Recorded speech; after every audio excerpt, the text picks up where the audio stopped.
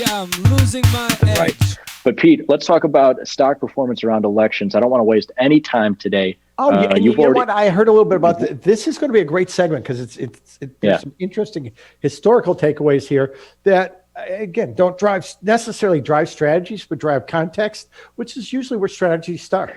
And we're running out of time to waste because the election is in less than a week, and you're already seeing, I mean, some people might say today's volatility is owing a little bit to maybe the lack of liquidity going into the election. You talked about it with metals a little bit, and so markets have a greater propensity to move when there are fewer big market makers, big entities in the market who don't want to take risk going into the election. But Pete, you and I find opportunity in stuff like that. So I want to give the context for stock performance around elections. The rest of this week, we'll continue to give you more numbers outside of just stocks, and we'll hone in on this, and it'll be a little bit of election talk between Frank and Pete here to give you some context for trading this week leading up and the day of the election, and then the next couple weeks and 4 years afterwards. Because Pete, I'm going to report this. I might be the first in on this news story, but the U.S. elects a president every 4 years.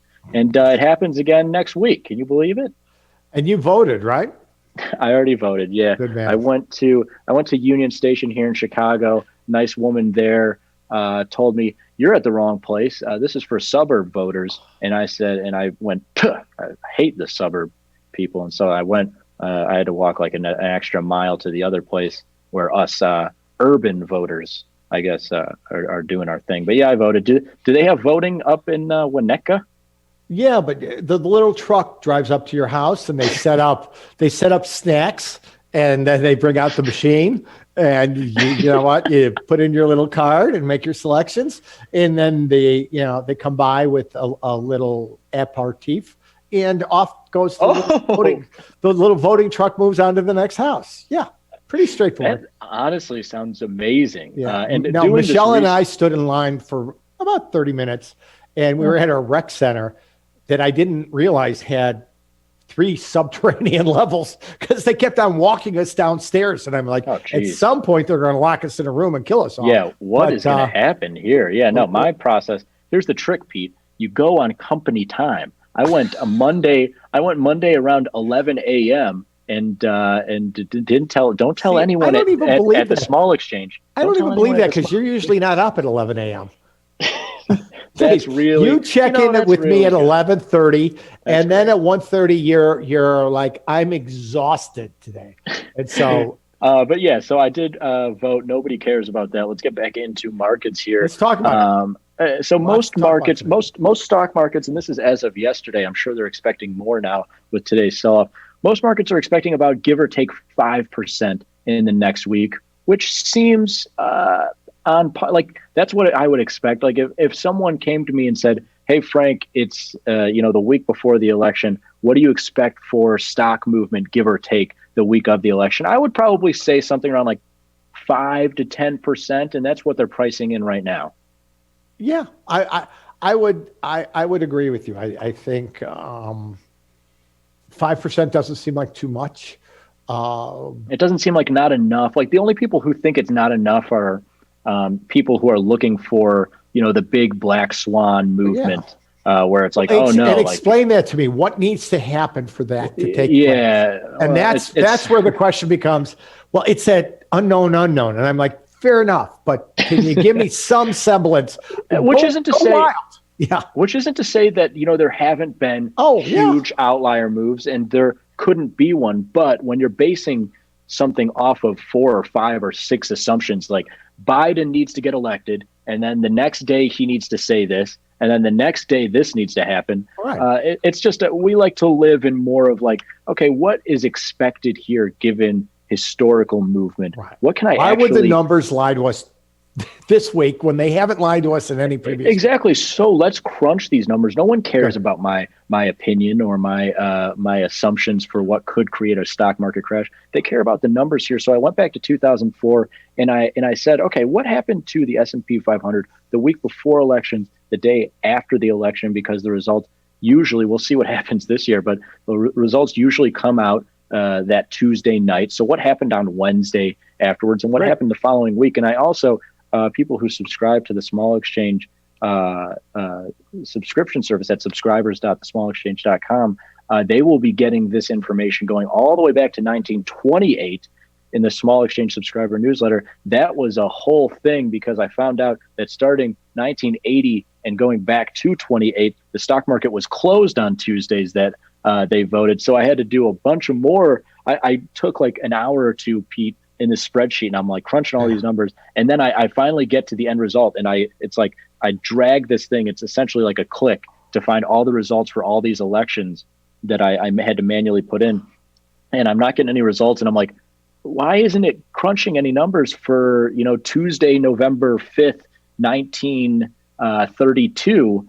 And it's because the stock market was closed on those days. So check that out. That'll be coming to you at the Small Exchange subscribers newsletter. So go to thesmallexchange.com and check that out. Tons of valuable content in there. Absolutely. So you found 1980 was the last time they had done that? Because we were one of our team had started around the same time I did, and we were discussing whether or not we remembered it. For some reason, I started trading in 1979, so I had some recollection of that. Yeah. And so I guess 1980 that was the last year. So 1984 was the first year that they had the stock market open during that Tuesday election. Gotcha. Prior to that, the stock market would be closed to be a market holiday, and then traders, as they tend to be, got greedy and they wanted the stock market to be open on that Tuesday. So what we're looking at here from 2004 until now is 4 elections, which isn't a ton of data points, but to me, it's enough.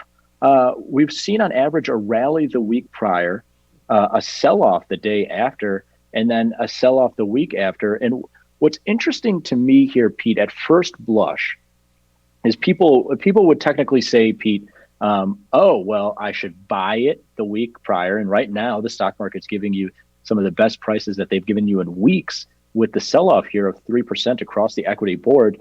I should buy it the week prior, and then I should sell the next day and then continue to sell until it's down 2%. With the few data points here and this trend, what I think is more interesting, Pete, is the fact that almost to a T, you saw just a move the week prior. Like up 3% in a week is a pretty big move. That's an abnormal move for sure. And then let's say the next day and the next week, let's just kind of combine these two, a reversal of that move.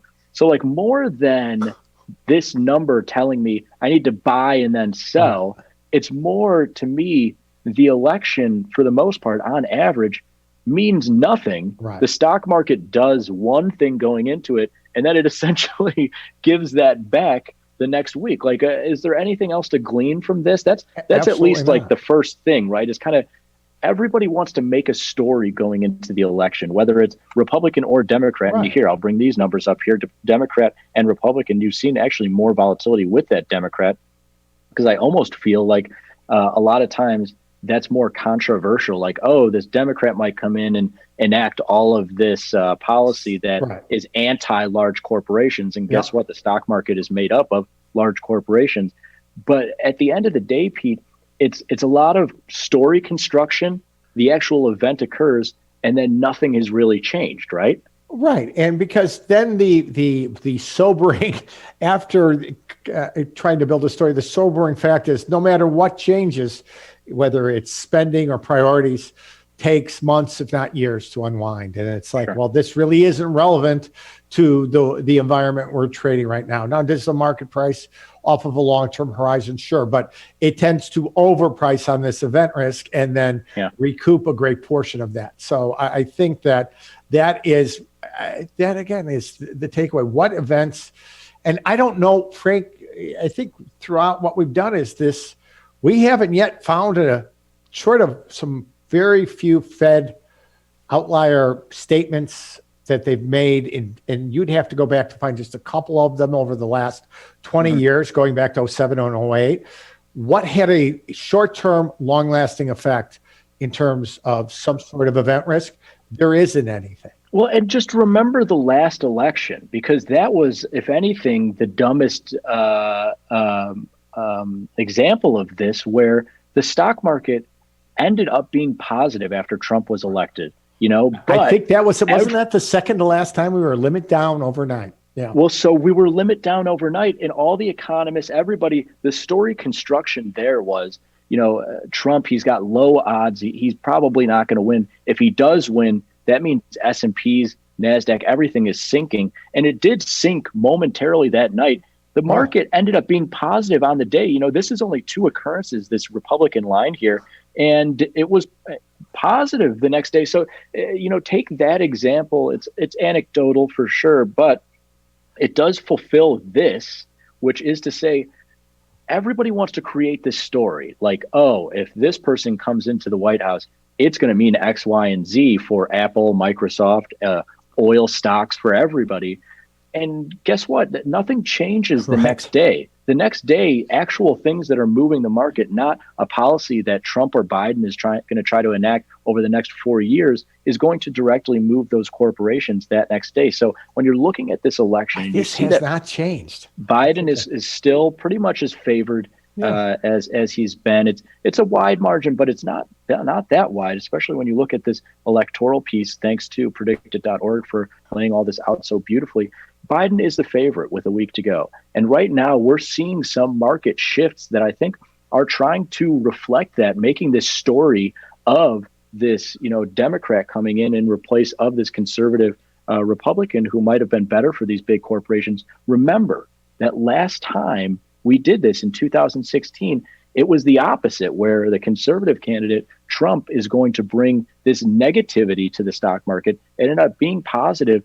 This is all to say, I don't know what the stock market is going to do on Tuesday, but history dictates, and my anecdotal evidence of 2016 dictates that whatever the story is going in will probably be washed away by nothingness. Then, nothing really changes on Tuesday except for who is going to be running the country for the next 4 years. That doesn't mean that much for those top 3 or 4 stocks that move the stock market. So stock performance around elections, you can take a look at these trends and you could try to jump on with this and definitely take a look at all the data I'm going to Would you put ever into consider, right? Would you that small ever, exchange subscriber. Take a look at all of that. But at the end of the day, stock performance around elections is all to say there's a story that economists and larger institutions attach to the election.